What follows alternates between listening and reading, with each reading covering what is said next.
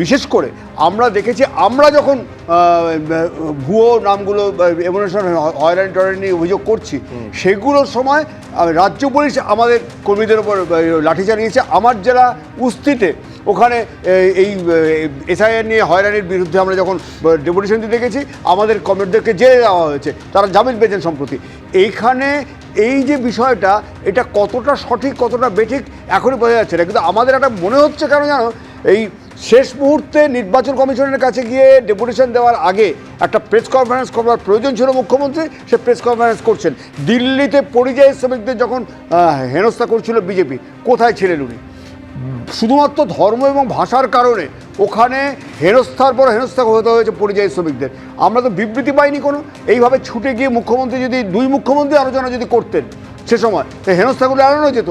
আজকে যে কথাগুলো বলছেন, আমরা একতরফা কথা শুনছি, এবং আমাদের পরিষ্কার মনে হচ্ছে এই আগামীকাল যে নাটক ইয়েগুলো আছে, ডেপুটেশন আছে ইলেকশন কমিশনের, নিঃসন্দেহে একটা নজিরবিহীন সংঘাতে পৌঁছেছে। এই অবস্থায় এই সংঘাতের আবহে এসআইআর পর্ব একেবারে লাস্ট ল্যাপে চলে এসেছে। সেই জায়গায় কতটা প্রভাব এসআইআর এ পড়বে এবং ত্রুটি মুক্ত একটা ভোটার লিস্ট তালিকা যার উপরে 26-এর বিধানসভা নির্বাচন হবে, সেদিকে কতটা এগোনো যাবে?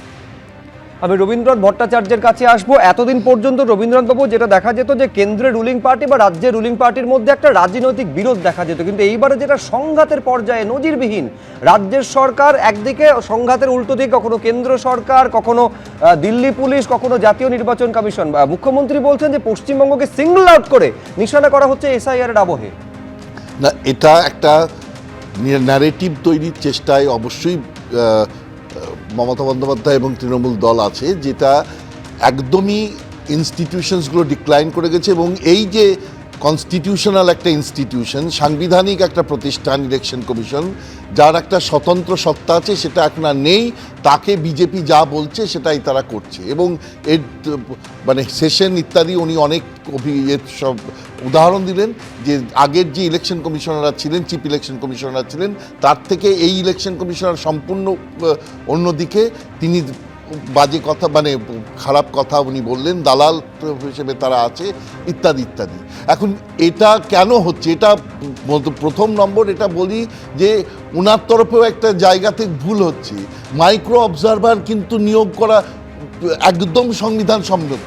সংবিধানে 324 ধারায় যদি বলা থাকে যে superintendence direction and control of preparing electoral roll is under election commission এবং regarding all the state legislatures, তাহলে তো তিনি করতেই পারেন। অবজারভার নিয়োগ করতে পারে ইলেকশন কমিশন, তাহলে মাইক্রো অবজারভার নিয়োগ করতে পারে না। এবিপি আনন্দ, এগিয়ে থাকে, এগিয়ে রাখে।